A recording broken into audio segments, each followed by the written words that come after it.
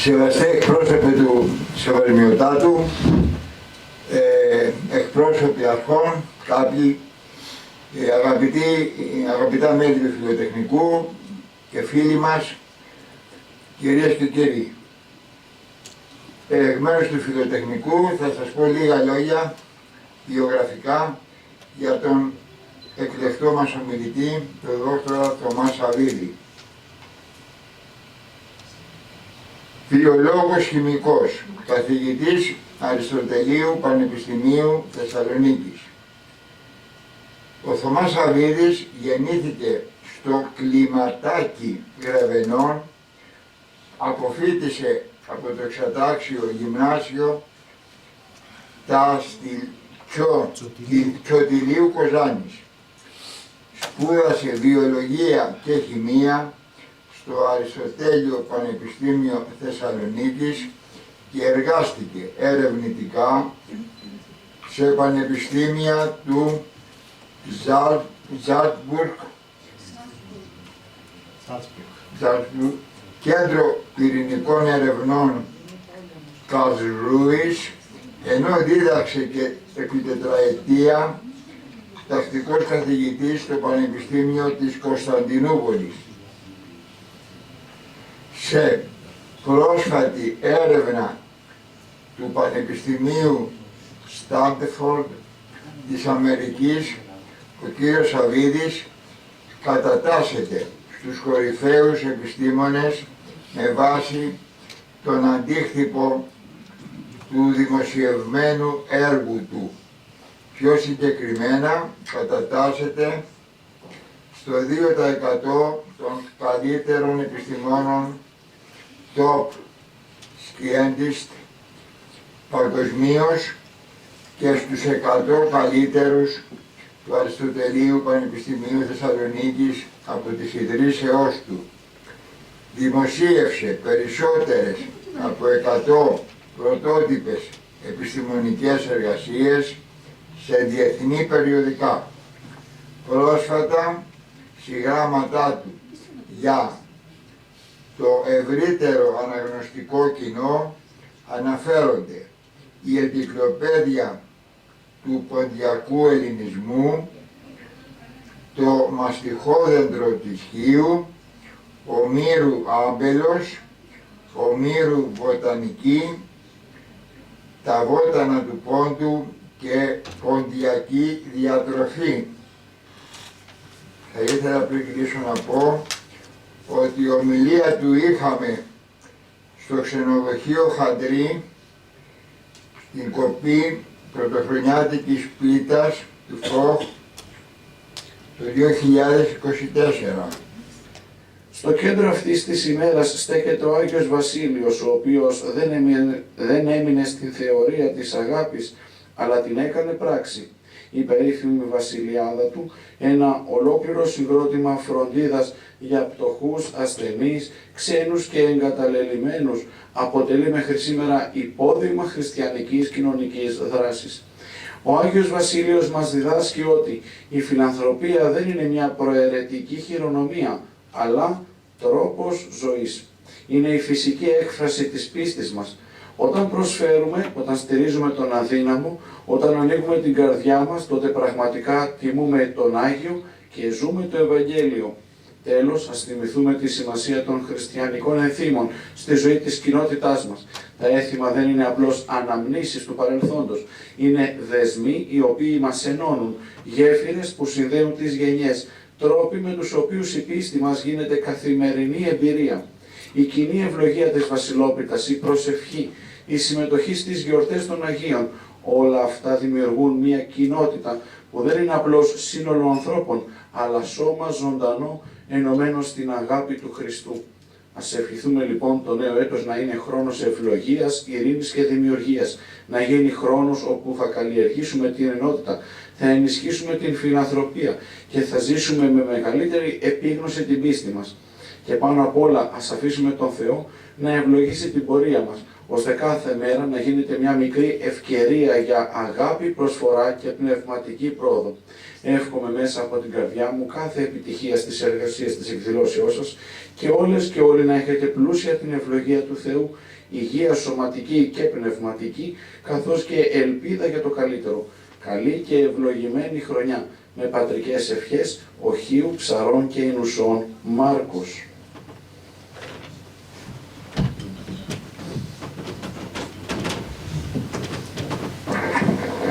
Ευχαριστούμε, Πάτερ, για την ευλογία σας. Καλησπέρα και από μένα.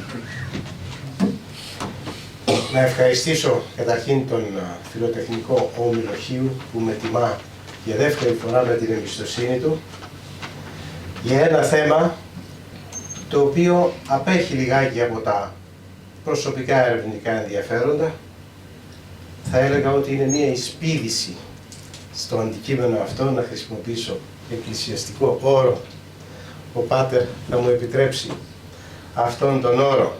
Οι φίλοι εδώ στη Χίο με γνωρίζουν σαν άνθρωπο της μαστίχας.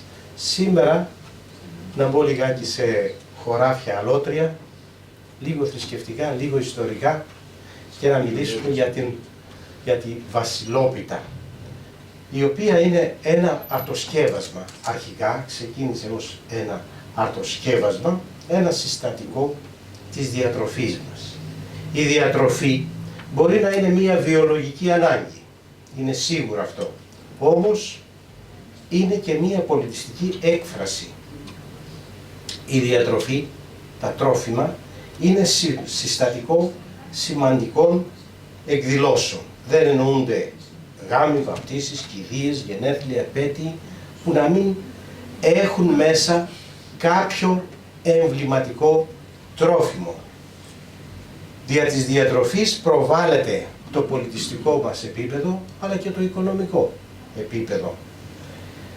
Παρ' όλα αυτά, υπάρχουν ορισμένα εδέσματα τα οποία είναι συμβολικά. Ας τα ονομάσουμε εμβληματικά εδέσματα, ένα από τα οποία μελετάμε σήμερα. Αυτά τα εμβληματικά εδέσματα παρασκευάζονται με τα βασικά συστατικά της διατροφής μας, είναι τα βασικά τρόφιμα και αποτελούν και τελετουργικά σύμβολα. Ποια είναι τα βασικά τρόφιμα της δικής μας διατροφής? Ας πούμε της μεσογειακής διατροφής. Είναι τρία: σίτος, ίνος, έλαιον, όπως τα περιγράφουν οι γραφές. Σίτος, ίνος, έλαιον είναι τα βασικά μας συστατικά. Ένα τρόφιμο είναι βασικό συστατικό όταν επισέρχεται στις τελετουργίες μας. Για να δούμε, αυτά τα βασικά τρόφιμα μπαίνουν στις τελετουργίες. Είπαμε σίτος, ίνος, έλαιον, ας τα πάρουμε από την ανάποδη. Το έλαιον δεν εμπλέκεται στη βάφτιση, στη θωράκιση του σώματος και των διαφόρων οργάνων του νεοφώτιστου νεογνού. Το τρίτο. Το δεύτερο, ο ίνος εμπλέκεται στη Θεία Μετάληψη, στο γάμο, το κοινό ποτήρι, ο κοινός βίος, στην κηδεία, στις κηδείες, η κάθαρση, ο εξαγνισμός, αλλά και στην καθημερινότητά μας χρησιμοποιούμε εμβληματικά τον ίνο. Όταν κάνουμε μια συμφωνία, σηκώνουμε μετά τα ποτήρια και επισφραγίζουμε αυτή τη συμφωνία. Παλαιότερα κάναν και σπονδές. Πέρα από την πόση του ίνου, χύναν και ίνο κάτω στο έδαφος και ήταν η σπονδή, που σήμαινε ότι ό,τι είπαμε θα το τηρήσουμε. Όποιος δεν τηρούσε αυτή τη σπονδή ήταν άσπονδος. Σήμερα λέμε άσπονδος φίλος. Τι σημαίνει? Κάποιος ο οποίος κοινώς μας πούλησε. Δεν κράτησε αυτά που συμφωνήσαμε. Να προχωρήσουμε μετά στο πρώτο. Ο σίτος είναι βασικό τρόφιμο. Γιατί μετέρχεται στις τελετουργίες. Στη Θεία Μετάληψη. Ένα. Στους γάμους. Στα κάλαντα που μοιράζουν κουλούρες. Και ένα ακόμα την πρωτοχρονιά με τον άρτο, με το αρτοσκεύασμα που έχουμε σήμερα σαν αντικείμενο, τη Βασιλόπιτα. Να δούμε όμως την ιστορία της Βασιλόπιτας. Η Βασιλόπιτα ξεκινάει πολύ νωρίτερα από τον χριστιανισμό, από την ορθόδοξη χριστιανική θρησκεία. Υπήρχε και στην αρχαιότητα. Και στην αρχαία Ελλάδα, στην εορτή των Κρονίων, προς τιμήν του Κρόνου, αλλά και μετέπειτα στην αρχαία Ρώμη, στην εορτή των Σατουρναλίων. Και ο Κρόνος είναι ο μετέπειτα Σατούρν. Και τι ήταν εκείνη την εποχή? Ο άρτος αυτός ο εορταστικός ήταν μελίπιχτος, ήταν γλυκός, ένα γλύκισμα θα λέγαμε. Και ήταν προσφορά προς τους θεούς και νεκρούς για υγεία, τύχη, αποπομπή κακών πνευμάτων. Βλέπουμε εδώ τον Κρόνο και τον Σατούρν, αμφότεροι έδωσαν το όνομά τους σε έναν πλανήτη, τον Κρόνο, αυτός ο πλανήτης με τα δακτυλίδια. Και να δούμε και κάποιες φωτογραφίες εκείνης της εποχής από την εορτή των Κρονίων, όπου ήταν μία εορτή προς τα τέλη Ιουλίου, από ό,τι λέει εδώ, ήταν μία εορτή ισότητας. Αφεντικά και δούλοι συνδειπνούσαν, γινόταν ένα, εξομαλύνονταν οι διαφορές, ήταν ένα είδος, θα έλεγα, συμφιλίωσης των κοινωνικών τάξεων. Αργότερα στα Σατουρνάλια ξεκίνησαν έτσι, είχαμε μία αντιστροφή των ρόλων, οι δούλοι γινόταν αφεντικά και αντιστρόφως, γινόταν θυσίες, ανταλλάσσονταν δώρα, γινόταν αγορές, τυχερά παιχνίδια, αλλά και όπως είχε πάρει μία ροπή η Ρωμαϊκή Αυτοκρατορία, μετά γινόταν και ακολασίες. Εδώ βλέπουμε επίσης κάποιες φωτογραφίες εισαγωγικά, οι φωτογραφίες με την διανομή αυτών των αρτιδίων, τα αρτίδια. Και να περάσουμε τώρα στη χριστιανική παράδοση. Θα έλεγα ότι η χριστιανική παράδοση διατήρησε κάποια από τα έθιμα της αρχαιότητας, της αρχαίας ελληνικής φιλοσοφίας, ίσως για μια ομαλή, για μια βελούδινη μετάβαση από τη μία φιλοσοφία σε μια άλλη κοσμοθεωρία του χριστιανισμού. Πώς ξεκινάει η ιστορία της Βασιλόπιτας? Ο πάτερ εδώ πολύ γλαφυρά μας έδωσε μία περίληψη. Ξεκινάει από τον Άγιο Βασίλειο, όταν ο έπαρχος της Καπαδοκίας, ο Ιουλιανός, ο παραβάτης ή αποστάτης, κινήθηκε εναντίον της Καισάριας, κάπου δυσαρεστήθηκε με τον επίσκοπο της Καισάριας, τον Άγιο Βασίλειο, δεν του άρεσαν τα δώρα τα οποία τον είχε προσφέρει και υποσχέθηκε στην επιστροφή από μια εκστρατεία που έκανε στην Περσία να καταστρέψει την Καισάρια, να εκδικηθεί. Τότε ο Άγιος Βασίλειος, για να τον καλμάρει, συνέλεξε νομίσματα, τιμαλφή, ό,τι μπορούσε, προκειμένου να του τα παραχωρήσει και να κάμψει αυτή την οργή του. Όμως με την επιστροφή του και με την παρέμβαση του Αγίου Μερκουρίου, ο Ιουλιανός ο παραβάτης εξουδετερώθηκε. Πολλοί μιλούν για ένα θαύμα, τον έπεισε ο Άγιος Μερκούριος, αλλά από ό,τι βλέπω εδώ την εικόνα του Αγίου Μερκουρίου με τη σπάθα τη μεγάλη, νομίζω δεν πρέπει να ήταν μόνο η πυθός, αλλά ήταν και η σπάθα που συνέδραμε στο να αλλάξει γνώμη. Εδώ έχουμε κάποιες αγιογραφίες, τον Άγιο Μερκούριο εδώ, πολύ μεγάλη σπάθα, στρατιωτικός ήταν ο Άγιος Μερκούριος, και εδώ τον Ιουλιανό τον παραβάτη που εκλιπαρεί τον Άγιο Μερκούριο να του χαρίσει τη ζωή. Ο Άγιος Μερκούριος με τα ολίγα που γνωρίζω, πάτερ μπορείτε να με διορθώνετε, με τα ολίγα θρησκευτικά που γνωρίζω είναι κάτι αντίστοιχο με τον Άγιο Ισίδωρο και τον Άγιο Γεώργιο που έχουμε εδώ στοιχείο. Καταρχήν είναι αμφότεροι καβαλάριδες από ό,τι βλέπω εδώ τις αγιογραφίες. Η διαφορά είναι στο χρώμα του αλόγου. Ο ένας είναι θεό, ο άλλος είναι λευκό. Ο Άγιος Γεώργιος, όπως είπατε πάτερ, είναι πάντα σε λευκό άλογο και έχει αντίστοιχες ιδιότητες. Αμφότεροι ήταν στρατιωτικοί του Ρωμαϊκού στρατού, ο ένας του πεζικού, ο Μερκούριος, ο Ισίδωρος του ναυτικού. Τα είπα καλά. Αμφότεροι διακρίθησαν στις μάχες και ως διακριθέντες διευλήθησαν από τους άλλους. Αυτά οι διακρίσεις κινούν αντιζηλίες, κινούν ζήλια και κατηγορήθηκαν μια κατηγορία η οποία θα μπορούσε να αποδώσει εκείνη την εποχή ήταν ότι ήταν θειασότες του χριστιανισμού και επειδή αρνήθηκαν να απαλλαγούν από αυτή την κατηγορία, επειδή δήλωσαν πιστοί, οι συνέπειες τους ήταν θάνατος μαρτυρικός και για τους δύο. Απλά έτσι για την ιστορία και την ταύτιση αυτών των δύο Αγίων. Ο Πάτερ τώρα μας λέει και τον Άγιο Γεώργιο και τον Άγιο Δημήτριο. Λοιπόν, να επιστρέψουμε στον Άγιο Βασίλειο. Έφυγε ο Ιουλιανός ο παραβάτης, αλλά έμειναν τα τιμαλφή. Σε ποιον να επιστρέψει τώρα το τιμαλφή, που ξέρει τι πήρε από ποιον.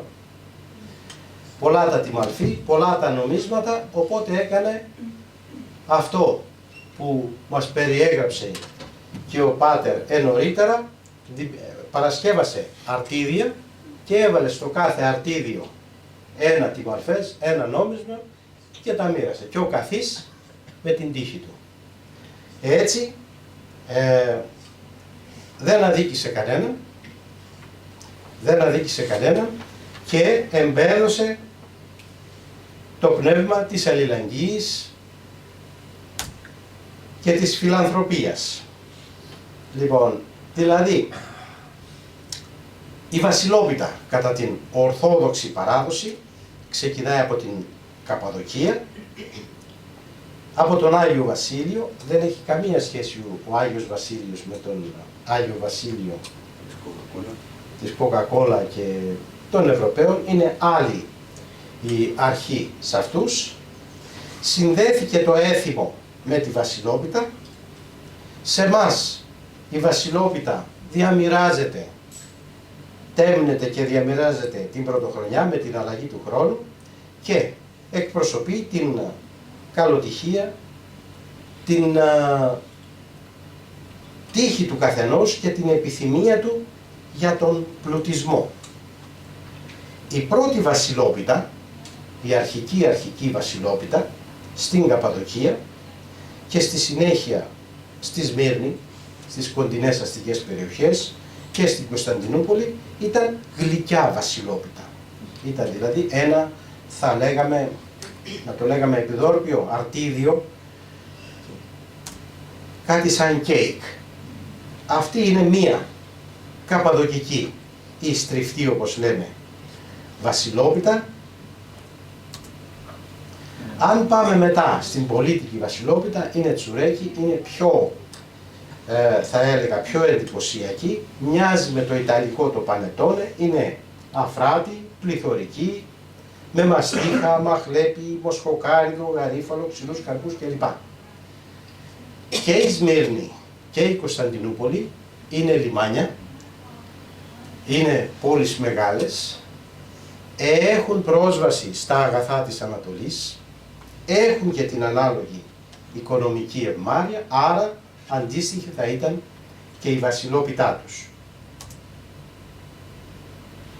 Να πούμε επιπλέον στην πολίτικη Βασιλόπιτα, συνοδευόταν με 12 κεριά, 12 μήνες. Το πρώτο κομμάτι ήταν του Χριστού, το δεύτερο του Αγίου Βασιλείου και ένα έθιμο το οποίο διατηρήθηκε μέχρι τις μέρες μας. Οι κοπέλες κρατούσαν ένα κομμάτι από τη Βασιλόπιτα, το έβαζαν κάτω από το μαξιλάρι και όποιον έβλεπαν ήταν και ο ενδυνάμει υποψήφιος μετέπειτα. Βέβαια, στον Πόντο έχουμε κάτι αντίστοιχο των φώτων, όταν αγιάζουν τα νερά. Τι κάνανε εκεί? Εκεί παρασκεύαζαν μία πίτα πολύ αλμυρή, με πολύ αλάτι. Τρώγαν την πίτα το βράδυ, από βραδείς οι κοπέλες, και όλη τη νύχτα διψούσαν. Και όποιος της έδινε νερό, γιατί όταν διψάς ονειρεύεσαι νερά, όποιος της έδινε νερό ήταν πάλι ο υποψήφιος. Αυτά με την βασιλόπιτα. Πάμε τώρα στη Σμυρνέικη βασιλόπιτα, η οποία ήταν τριφτή, με μπισκοτένια, είναι κάτι δηλαδή σαν τραγανή, σαν μπισκότο, με λεπτό άρωμα πορτοκαλιού. Αλλά επειδή η βασιλόπιτα εκεί ήταν για την οικογένεια, μία βασιλόπιτα διαμοιράζονταν, διανέμονταν, τελείωνε. Έπρεπε να υπάρχει και κάτι για αργότερα, για τα παιδιά, για κάποιον φιλοξενούμενο, οπότε δημιουργούσαν και άλλα μικρότερα πιτάκια, και επειδή είχαν πάνω το σύμβολο του δικέφαλου αετού, τα λέγαν αετάκια. Τα αετάκια ή αητουδάκια ή αητούδια ή βασιλοπιτάκια ήταν μικρά πιτάκια, σαν μπισκότα θα λέγαμε, και ήταν κεράσματα σε επισκέπτες και παιδιά. Αυτά συνέβαιναν στη Σμύρνη, στη Σμυρνέικη βασιλόπιτα, και η ευχή που έλεγε ο σπιτονικοκύρης, ο πρεσβύτερος, ο οποίος και θα έκανε την διανομή, ήταν «Εν αρχή του νέου έτους, βασιλείου εορτή, ήρθα να σας χαιρετήσω με την πρέπουσα ευχή». Η πρωτοχρονιά στη Σμύρνη ήταν μια θρησκευτική εορτή βέβαια, αλλά είχε και κοινωνικό χαρακτήρα. Εκεί γινόταν βίζιτες, δηλαδή επισκέψεις, ναι, και με αυτές τις επισκέψεις γινόταν γνωριμίες, γινόταν προξενιές, κλεινόταν συμφωνίες, επιχειρηματικές δουλειές, είχε δηλαδή και άλλη προέκταση η εορτή αυτή της πρωτοχρονιάς. Τώρα, να επεκταθούμε λιγάκι στη Χερσόνησο της Ερυθρέας, που είναι εδώ στη γειτονιά μας, με πρωτεύουσα τον Τσεσμέ. Νομίζω η μεγαλύτερη πόλη στην Ερυθρέα μετά τη Σμύρνη είναι ο Τσεσμές, όπου η βασιλόπιτα είχε σμυρνέικες, θα λέγαμε, επιρροές, ήταν ιδιαίτερα στολισμένη, με την ίδια ζύμη που παρασκεύαζαν τη βασιλόπιτα, έκαναν και διάφορα στολίδια, λουλούδια, κλαδιά, φύλλα κλπ. Και συνοδευόταν η εορτή αυτή με ένα συμβολικό καρπό, το ρόδι. Η ευχή που δίναν ήταν όσες ρόγες, τόσες λίρες και άλλες τόσες ευτυχίες. Χρόνια πολλά, μπερεκέτια και καλά μαξούλια. Το μαξούλ εδώ, από ό,τι μου το μεταφράζουν, είναι η απόδοση, το κέρδος. Τώρα, γιατί το ρόδι χρησιμοποιήθηκε την πρωτοχρονιά και γιατί διατηρείται μέχρι τις μέρες μας? Και αυτό έχει πάλι την αρχή του στο μύθο της Περσεφόνης, όταν η Περσεφόνη έκανε το λάθος για τη Δήμητρα, ευτυχώς για μας, και έφαγε κόκκους ροδιού όταν την απήγαγε ο Πλούτονας στον Άδη. Η Δήμητρα υποσχέθηκε να μην καρπίσει γη όσο θα είναι η Περσεφόνη στον Άδη, αλλά ο Πλούτον της έδωσε να φάει καρπό ροδής, κάτι που δεν έπιασε μεν αυτή η κατάρα, αλλά ήταν ένα γονιμικό σύμβολο και θα κάρπιζε ξανά η γη, θα ξεκινούσε μια καινούργια βλαστητική περίοδο μετά. 6 μήνες όχι γόνιμη η γη, 6 μήνες μετά θα ξανάρχιζε η γονιμότης, και η Ήρα τώρα, άσχετη με το μύθο αυτό, θεά του γάμου και της γονιμότητας, και αυτή παριστάνεται με να κρατάει τον καρπό του ροδιού. Όμως πέρα από το ρόδι, αυτή την εποχή χρησιμοποιούνται και άλλα φυτά εδώ στα νησιά του Ανατολικού Αιγαίου ως γονιμικά φυτά. Ένα από αυτά είναι ο ασφόδελος και το άλλο είναι η σκυλοκρεμίδα.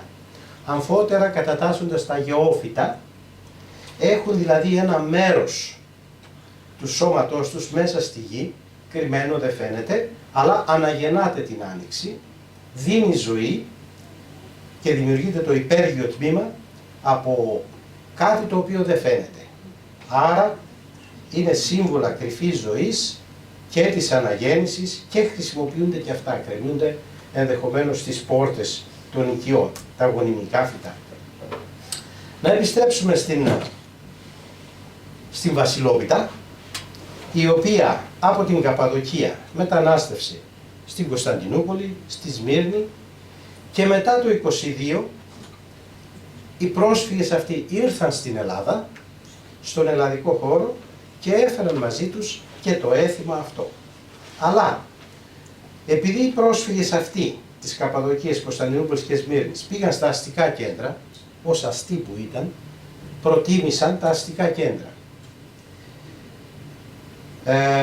Εκεί μετέφεραν τη Βασιλόπιτα, η οποία ήταν γλυκιά. Γλυκιά είπαμε ότι ξεκίνησε. Στα αστικά κέντρα τις τελευταίες δεκαετίες έχουμε την γλυκιά Βασιλόπιτα. Ενώ αντίθετα στις επαρχίες έχουμε την αλμυρή Βασιλόπιτα. Ένας λόγος θα είναι ότι στα αστικά κέντρα είχαμε ευκολότερη πρόσβαση στα γλυκαντικά. Η ζάχαρη, για παράδειγμα, μπορεί τώρα να πουλιέται στα σούπερ μάρκετ σε παλέτες, είναι τόσο άφθονη. Εκείνη την εποχή ήταν ένα σπάνιο αγαθό, γι' αυτό και το γλυκό συνδέθηκε συναισθηματικά με κάτι ωραίο, κάτι σπάνιο. Τώρα το γλυκό συνδέεται με κακή διατροφή, με δίαιτα, είναι κάτι το οποίο, με ζάχαρο, το οποίο το αποφεύγουμε.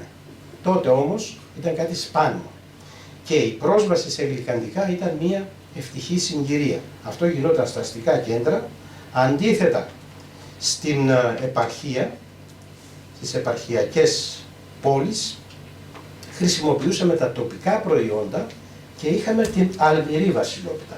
Για να δούμε κάποιες βασιλόπιτες σε διάφορες περιοχές, ξεκινώντας από τη Χίο. Είπαμε ότι η Χίος έχει άμεση γυτνίαση με τη Χερσόνησο της Ερυθρέας, με τη Σμύρνη και με τον Τσεσμέ περισσότερο. Στη Χίο έχουμε τη γλυκιά Βασιλόπιτα, η οποία παρασκευάζεται με εσπεριδοειδή, μανταρίνια, μαστίχα, μαχλέπι, μοσχοκάριδο, αλλά έχουμε και την εμπειρία των αρτοποιών, οι οποίοι στην πλειονότητά τους ήταν τσεσμελίδες. Όλοι αυτοί πέρασαν από τη Χίο και μετέφεραν όλη την τεχνογνωσία, τη μετέφεραν στη Χίο. Και εκτός από τα γλυκά, νομίζω και το παγωτό ήρθε στην Ελλάδα μέσω Χίου, από τους αδερφούς Θεοφανίδη. Έτσι έχω διαβάσει. Θεοφανίδης Θεόδωρος. Ήταν ο παππούς μου, αλλά συνωνυμία. Λοιπόν, η χιώτικη Βασιλόπιτα επομένως είναι γλυκιά. Έχει ξύσμα από μανταρίνι, γιατί υπάρχουν τα εσπεριδοειδή εδώ στοιχείο. Χυμός μανταρίνι, αμυγδαλόψυχα, άφθονα τα αμύγδαλα, ζάχαρη, άγνη, ενδεχομένως και σαφώς μαστίχα. Πάμε τώρα στη Δυτική Μακεδονία, μια αγροτική περιοχή, όπου η Βασιλόπιτα είναι τυρόπιτα ή πρασόπιτα ή κυμαδό κρεμμυδόπιτα, τέλος πάντων αλμυρή. Τοποθετούν μέσα νόμισμα, το οποίο νόμισμα μπορεί να είναι ένα κοινό νόμισμα, παλιότερα μια δραχμή, κυρίως προτιμούσαν τις μισές δραχμές για να μην έχουν μεγάλη επιφάνεια και έρχονται στο μαχαίρι, πάνε ανάμεσα και έχουμε καυγάδες, όσο γίνεται μικρό το νόμισμα. Και ένα νόμισμα που χρησιμοποιούσαν ήταν το Κωνσταντινάτο. το φλουρί Κωνσταντινάτου, ή βέβαια από τη Δυτική Μακεδονία. Θα μου πει κανείς, καλά τώρα εσείς με φλουριά κυκλοφορούσατε? Ναι, διότι εκείνη την εποχή όλη η Δυτική Μακεδονία, όπως και η Ήπειρος, είχε μεταναστεύσει στην Κωνσταντινούπολη. Ήταν οι κτιστάδες. Αυτοί έφτιαξαν την Κωνσταντινούπολη. Όλα αυτά τα ωραία κτίρια που βλέπουμε στο πέρα είναι από αυτούς τους μαστόρους, και οι οποίοι έφεραν συνάλλαγμα και φυσικά και όλα τα αγαθά του πολιτισμού από την Κωνσταντινούπολη και το Κωνσταντινάτο, το οποίο ήταν και μία επένδυση. Οι κοπέλες δηλαδή έπρεπε να έχουν τέτοια φλουριά, μάλιστα τα κρεμούσαν και στο μαντίλι εδώ μπροστά, για να δείχνουν στους ενδιαφερόμενους τι διαθέτει η κάθε μια. Βέβαια στη Βασιλόπιτα τοποθετούσαν και σύμβολα, ένα κομμάτι άχυρο που σήμαινε ότι αυτός που το πετύχαινε θα είχε υπό την προστασία του τα βοηδή, ένα φύλλο βαλανιδιάς θα είχε υπό την προστασία του τα εγωπρόβατα, δηλαδή μοίραζαν σύμφωνα με την τύχη του καθενός το βιός τους στα διάφορα άτομα της οικογένειας, τα μέλη της οικογένειας. Το καθιστούσαν το κάθε μέλος υπεύθυνο, το μεάρχη θα λέγαμε, για ένα κτηνοτροφικό κεφάλαιο. Βέβαια μπορούσαν να υπάρχουν και άλλα σύμβολα, αλέτρια, κοπάδι, γλίτσες, θυμονιές, ανάλογα με τις δραστηριότητες της περιοχής. Να δούμε και κάποιες βασιλόπιτες της Δυτικής Μακεδονίας. Μεγάλη Βασιλόπιτα, το έδεσμα της πρωτοχρονιάς ήταν Βασιλόπιτα. Παρόλο που εκείνη την εποχή κυριαρχούσαν τα κρέατα, ιδιαίτερα τα χοιρινά, εκείνη την ημέρα ήταν η Βασιλόπιτα. Εδώ στη Φλόρινα, για παράδειγμα, η Δυτική Μακεδονία, μια Βασιλόπιτα, χυμάς, πράσα, κρεμμύδια και αυγά. Το ίδιο και στη Θράκη. Και οι Θρακιώτες, μια αγροτοκτηνοτροφική περιοχή, παρασκεύαζε τη Βασιλόπιτα με πράσα, κιμά και ό,τι άλλα υλικά, αλμυρή πάντως Βασιλόπιτα. Όχι αυτή η γλυκιά Βασιλόπιτα, το τσουρέκι που συνηθίζουμε σήμερα στα αρτοζαχαροπλαστεία. Πάμε στη Σαρακατσάνικη Βασιλόπιτα. Η Σαρακατσάνη είναι ένας νομαδικός λαός. Ήταν η πρωτοχρονιά μια ευκαιρία να συνενωθεί η οικογένεια, διότι είναι λαός ο οποίος περπατάει συνέχεια, και η Βασιλόπιτά τους δεν ήταν γλυκιά, ήταν αλμυρή. Πώς την παρασκεύαζαν? Με έναν καθαγιασμένο άρτο, τον έτριβαν σε πολύ μικρούτσικα έτσι κομματάκια, τον ανακάτευαν με τυρί, τον ισοπαίδωναν σε ένα ταψί, έβαζαν και το φλουρί μέσα και μετά τον διαμοίραζαν. Αυτό λέγεται γκουγκουβάλα στα Σαρακατσάνικα, αλλά είναι γνωστός και ως μπουκουβάλα. Λοιπόν, και η ευχή που έδινε ο πρεσβύτερος, αν μπορώ να μιμηθώ την προφορά τους, αρνιά κατσίκια νφάδες γαμπρί, πηδιά δύναμ, γρόσια και απούλα τα καλά και τχρόν με υγειά. Ήταν η ευχή τους. Μετά τους Σαρακατσάνους, ένας αντίστοιχος λαός είναι οι Βλάχοι, οι οποίοι την βασιλόπιτά τους την ονομάζουν Πιτερόνια. Η Πιτερόνια παρασκευάζεται με 12 φύλλα, 12 εποχές, 12 ημίνες του έτους. Είναι αλμυρή, πράσο κρέας, κολοκύθα, τυρί, μυζήθα, αρνιά κλπ. Η ευχή τους, όσα ο Θεός δίνει, είναι ευλογημένα. Ας ευχηθούν να μας δώσει περισσότερα αύριο από όσα μας έδωσε σήμερα. Βλέπουμε ότι διατηρείται το πνεύμα που πολύ εύγλωτα μας μετέφερε ο Πάτερ στην αρχή. Αυτή είναι η βλάχικη βασιλόπιτα, η Πιτερόνια, αλλά επειδή οι Βλάχοι κατέχουν το κρέας, έχουν πρόβατα, η βλάχικη βασιλόπιτα μπορούσε να παρασκευαστεί και με κρέας. Ήταν η λεγόμενη πίτα κουκάρνε. Μας θυμίζει λίγο το κονκάρνε που λένε οι Ιταλοί, αμφότερες οι γλώσσες, είναι λατινογενείς. Λοιπόν, υπήρχε αυτό το κρέας μαζί με τα φύλλα, ψινόταν μαζί, με κρεμμύδια κλπ. Και εδώ βλέπουμε τη βλάχικη βασιλόπιτα που κάρνε με τα κομμάτια κρέας. Και πάμε τώρα λίγο πιο, όχι λίγο πιο, πολύ πιο νότια, στη βασιλόπιτα της Κρήτης, η οποία είναι γλυκιά αυτή τη φορά, με αμύγδαλα, πορτοκάλια, με μπράντι, τσικουδιά βάζουν μέσα, βανίλια, πορτοκάλι ή λεμόνι, όλα αυτά. Και μία βασιλόπιτα από το Άγιο Όρος, νηστίσιμη, με ελαιόλαδο, πορτοκάλι, σουσάμι, κανέλα, γαρίφαλο, ζάχαρη κλπ.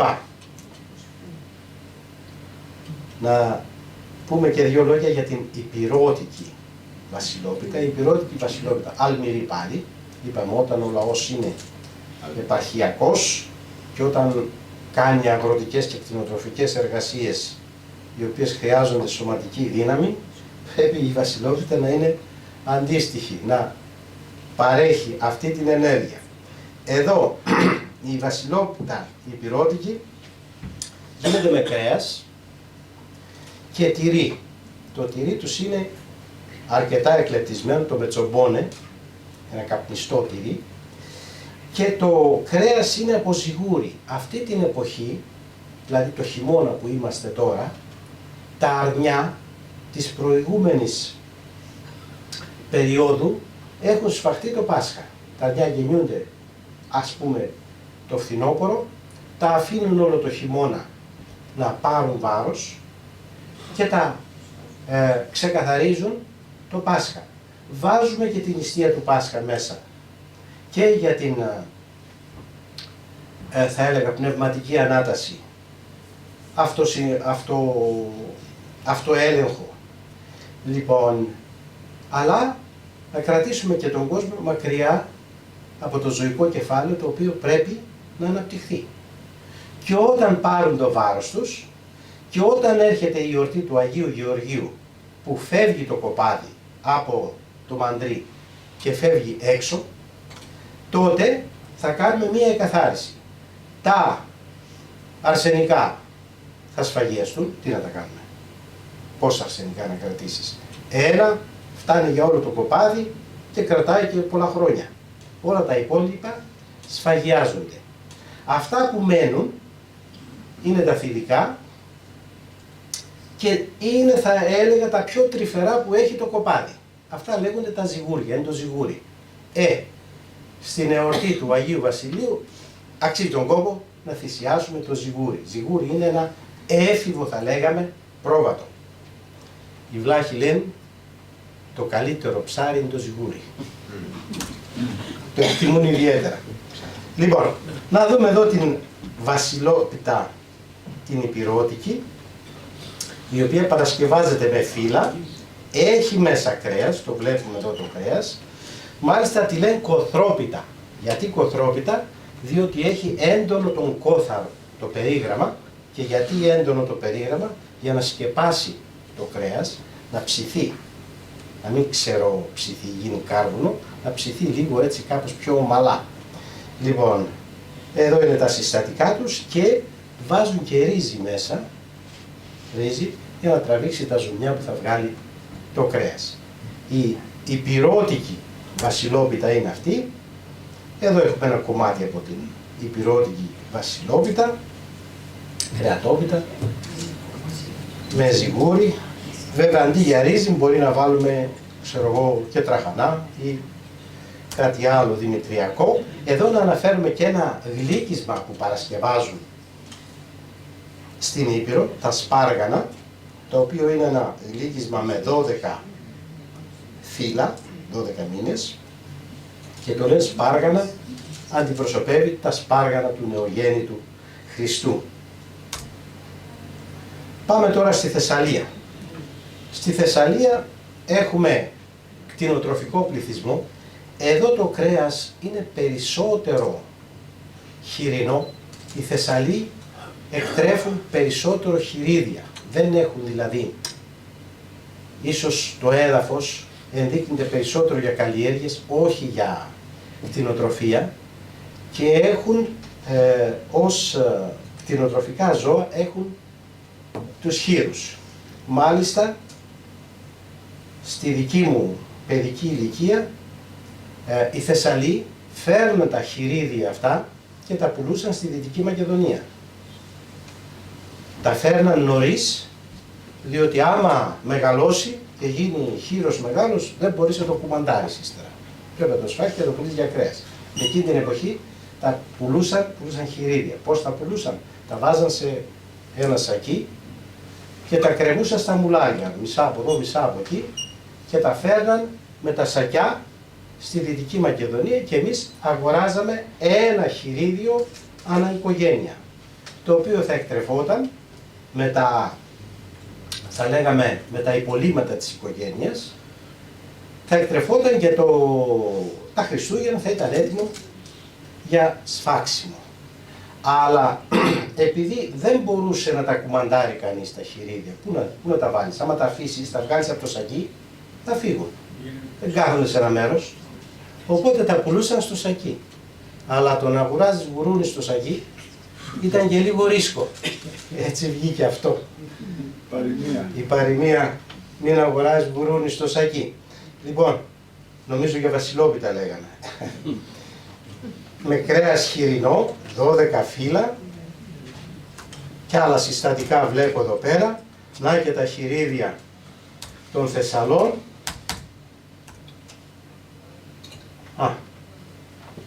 Να πάμε και στον Πόντο. Και ο Πόντος είναι ένα κομμάτι του ελληνισμού. Στον Πόντο έχουμε και αλμυρί βασιλόπιτα και γλυκιά. Ο Πόντος είναι επίσης μια κτηνοτροφική περιοχή, η οποία εκτρέφει κυρίως μεγάλα ζώα. Έχουμε μεγάλη βλάστηση και η μεγάλη βλάστηση αξιοποιείται με μεγάλα ζώα. Όταν έχουμε μεγάλα ζώα δεν έχουμε κρέας, δεν σφάζουμε εύκολα μια γελάδα για κανένα λόγο. Λοιπόν, και τα μοσχάρια που αν τα σφάξουμε, θα τα σφάξουμε σε πολύ πολύ νεαρή ηλικία. Και αυτό σε πολύ πολύ εξαιρετικές περιπτώσεις, είτε γάμος είτε νωρίς το Πάσχα. Σφαζόταν τα μοσχάρια. Λοιπόν, και ποια μοσχάρια σφαζόταν? Πάλι τα αρσενικά. Διότι τι να τα κάνεις? Τόσους σταύρους, τι να τους κάνεις? Τις αγελάδες, παίρνεις το γαλακτοκομικό προϊόν. Λοιπόν, η βασιλόπιτα τώρα εδώ ήταν αλμυρή, ήταν περίτεχνη, υπήρχαν κεντήτρες που κάναν όλα αυτά τα σχέδια και γινόταν, για να δούμε, έχουμε κατά κανόνα αλμυρή βασιλόπιτα στον Πόντο, αλλά στις περιοχές που γειτονιάζουν με την Ρωσία και τη Γεωργία, εκεί έχουμε γλυκιά βασιλόπιτα. Στο Κάς δηλαδή έχουμε γλυκιά βασιλόπιτα, πιθανόν από ρωσική επιρροή. Η πίτα γινόταν με δύο φύλλα, ένα πάνω ένα κάτω και στη μέση μυζήθρα, η αλμυρή πίτα, ενώ η γλυκιά πίτα γινόταν με 12 φύλλα πάλι, αμύγδαλα, καρύδια κλπ. Είναι ρωσικού τύπου αυτή η πίτα. Και η πρωτοχρονιά, η εορτή του Αγίου Βασιλείου, ήταν μια μεγάλη εορτή. Συγκεντρωνόταν όλη η οικογένεια σε ένα σπίτι. Τα σπίτια στον Πόντο είχαν την εξής ιδιορυθμία. Το ισόγειο ήταν για τα μεγάλα ζώα και ο πρώτος όροφος ήταν για τους ανθρώπους. Άνθρωποι και ζώα κάτω από την ίδια στέγη. Για εξοικονόμηση ενέργειας, για καλύτερο έλεγχο του ζωικού κεφαλαίου.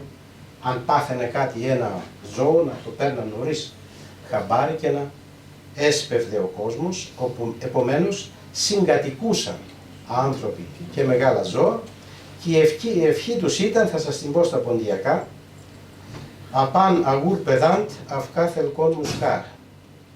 Πάνω αγόρια αρσενικά και κάτω μοσχάρια θηλυκά. Όπως καταλαβαίνετε, εμείς οι άρσενες, είτε ως μοσχάρια είτε ως πρόβατα, δεν θα είχαμε προοπτική. Λοιπόν, γιατί τα θηλυκά μοσχάρια ήταν οι επόμενες αγελάδες, το επόμενο γαλακτοπαραγωγικό εργαλείο. Αυτά συνέβαιναν στον Πόντο. Να πούμε και για τα νομίσματα που είχαν μέσα στη βασιλόπιτα του Πόντου. Ήταν ασημένια νομίσματα μικρά φλουριά, αλλά και χρυσές λίρες. Πάλι θα μου πείτε τι γίνεται εκεί εσείς λοιπόν, πολύ χρυσό και ασήμι βάζετε.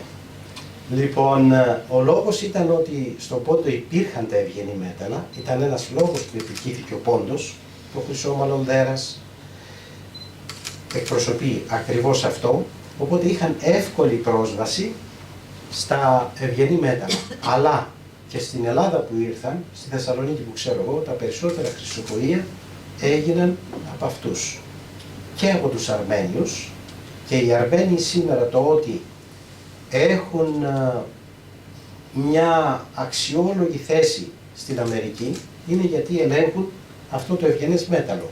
Δηλαδή ο χρυσός στην Αμερική ελέγχεται από τους Αρμένιους. Ήξεραν την τέχνη από εκεί. Λοιπόν, αυτά τα νομίσματά τους.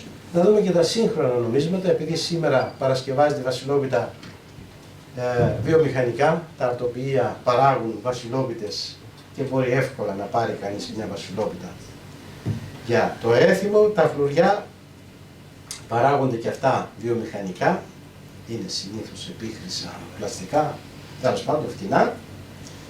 Βλέπουμε εδώ κάποια, και προτού κλείσουμε αυτό το ταξίδι της βασιλόπιτας, να ρίξουμε και μια ματιά στα Βαλκάνια. Ας πούμε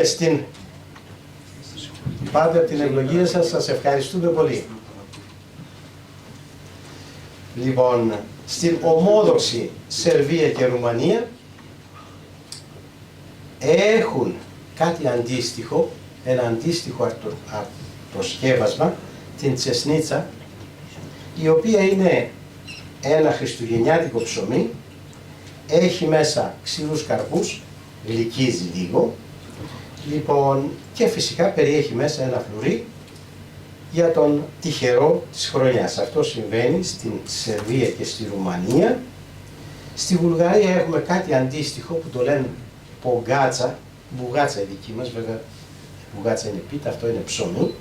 Είναι ένα ψωμί, η μπουγάτσα, για το νέο έτος. Μπουγάτσα εμείς στη Δυτική Μακεδονία λέμε το ψωμί. Το ψωμί που παρασκευάζεται στο ταψί. Ύστερα έμαθα ότι μπουγάτσα είναι κάτι σαν πίτα που τρώγεται. Όταν ήρθα στη Θεσσαλονίκη, άλλο αυτό είναι μπουγάτσα. Για μας μπουγάτσα είναι ψωμί. Άρα το ότι το λένε αυτοί μπουγάτσα, οι Βούλγαροι, είναι το ψωμί.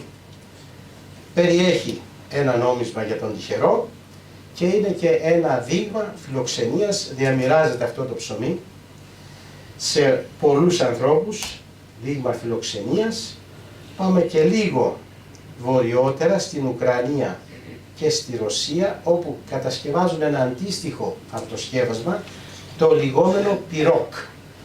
Πυρόκ στα ρώσικα, αν με πληροφόρησαν σωστά, είναι το γεμιστό, κάτι που είναι γεμιστό.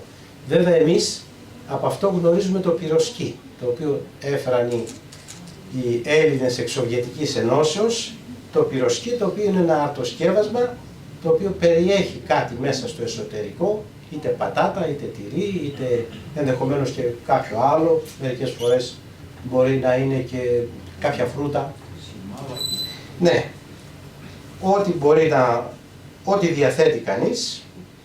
Λοιπόν, το πυρόκ επομένως είναι αυτό το αρτοσκεύασμα, γλυκό κυρίως, το οποίο έχει μέσα νόμισμα, το βάζουν ένα κομμάτι και αυτό στο μαξιλάρι, έχει και αυτές τις ιδιότητες για όσες και όσους ενδιαφέρονται. Διανέμεται πέρα από την εορτή του Αγίου Βασιλείου και στους γάμους και στις κηδείες, είναι ένα συστατικό. Και με αυτά να σας ευχαριστήσω θερμά για την προσοχή σας και να ευχηθώ και εγώ με τη σειρά μου ευτυχές το νέο έτος.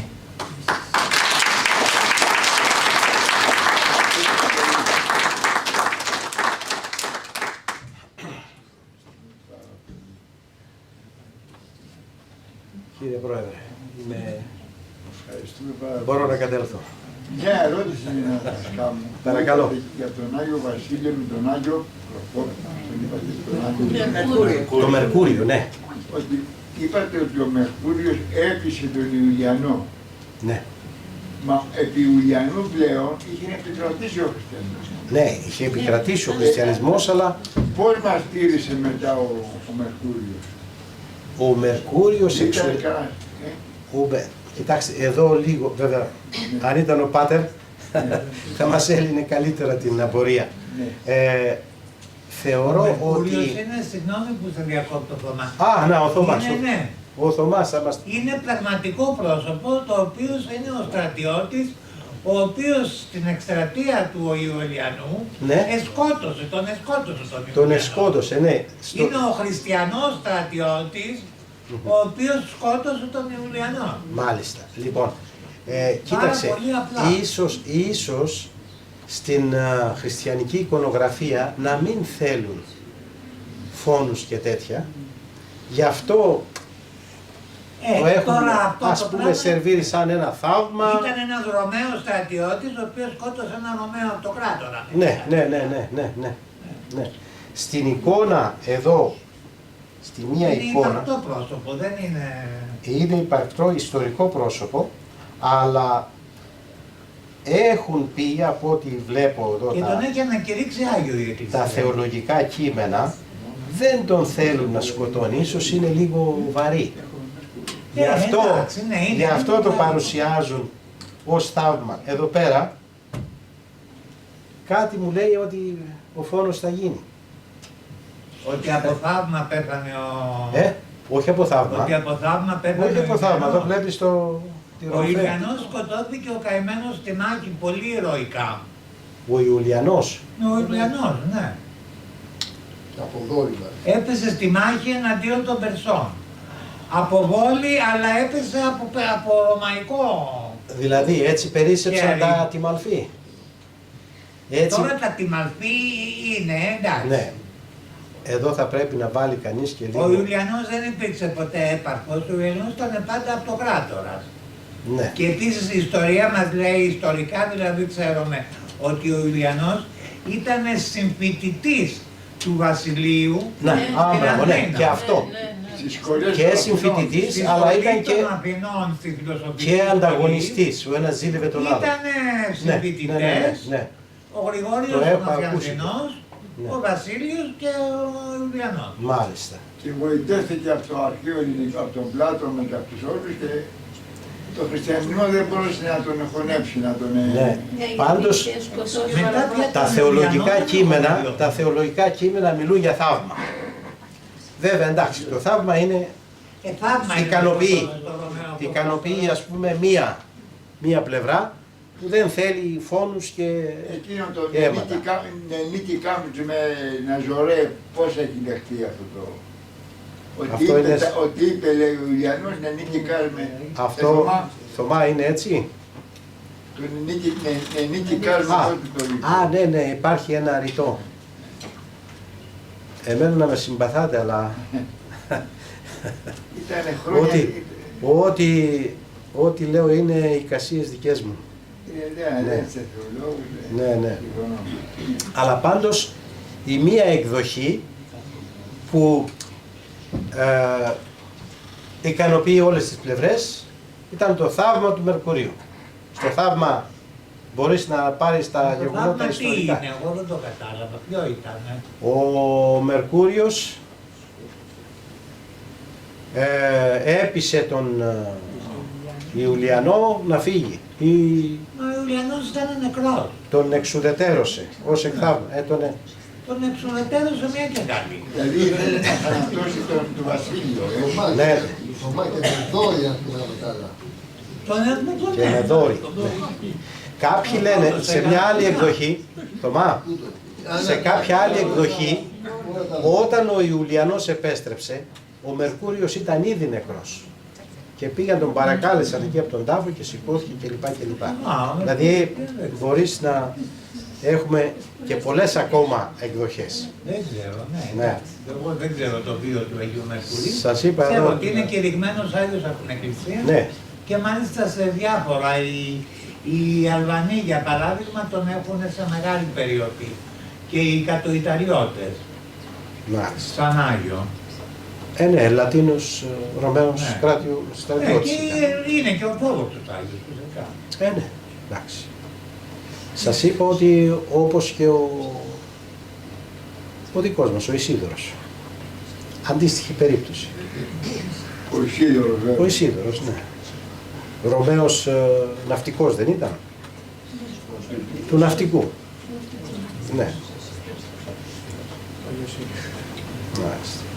Και μάλιστα τον συνδέουν και με τη διάδοση της μαστίχας, ότι Ναι, εντάξει. Ναι, από εκεί και μετά μπορείς να δημιουργήσεις και παράδοση.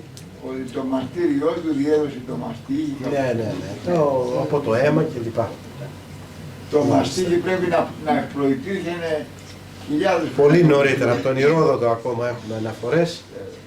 Οπότε ο Ισίδωρος ήρθε πολύ αργότερα. Έτσι δεν Πάνω είναι. σε- Δηλαδή το μαστίγι στην προ-χριστιανική Χίο προϋπήρχε έτσι.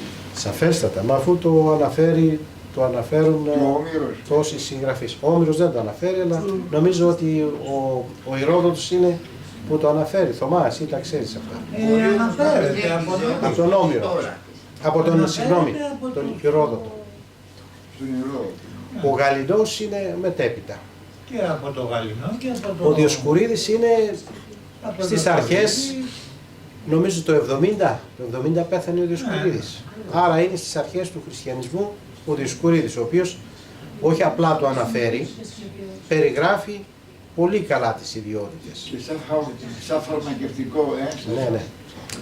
Το έργο του Διοσκουρίδη είναι ένα, θα έλεγα, αξιόπιστο έργο και το οποίο κράτησε, νομίζω, κάπου 10 αιώνες κράτησε. Ακόμα και σήμερα μπορεί να χρησιμοποιηθεί. Το λαμβάνουν υπόψη το έργο του Διοσκουρίδη.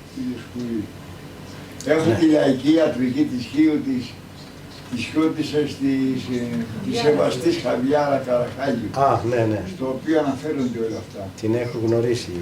Την είχατε γνωρίσει Ναι. τη Σεβαστή, στο Κιάτο έμενε, στο Κιάτο. Ναι. Ανταλλάξαμε και κάποιες Και μιλάει και για τα βιβλιογραφικές βότανα της πληροφορίες. Χίου, ότι για τη βοτανική, τη λαϊκή ιατρική της Χίου. Ναι. Ένα ογκώδες βιβλίο είναι, Το έχω υπόψη μου, κύριε το Πρόεδρε. οποίο λέει της το μετέφρασε τα λατινικά της τα μετέφρασε ο Τρυπάνης. Η τάλη είναι η ίδια που είχαμε παρουσιάσει ο φιλοτεχνικός. Την έχω γνωρίσει την ίδια και μάλιστα μου ζήτησε πληροφορίες για κάποια φυτά. Επειδή τα φυτά κάπως τα κατέχω καλύτερα, μου ζήτησε κάποιες πληροφορίες. Είχε πάρει και ένα διδακτορικό νομίζω σε κάποιο πανεπιστήμιο εκεί στα Γιάννενα κάτι. Στα Γιάννενα, ναι. Το ξέρω το βιογραφικό της. Σας ευχαριστούμε πάρα πολύ. Εγώ ευχαριστώ για την τιμή που μου κάνετε, Μάθαμε πάρα πολλά. επανειλημμένα. Και με το καλό να σας ξαναδούμε στη Χίο. Βέβαια με τη μαστίχα, όπως προείπα, θα μπορούσα να πω περισσότερα. Πότε θα γίνει η παρουσίαση του Θα ρωτήσετε τον κύριο Παλιό, θα ρωτήσετε. βιβλίου?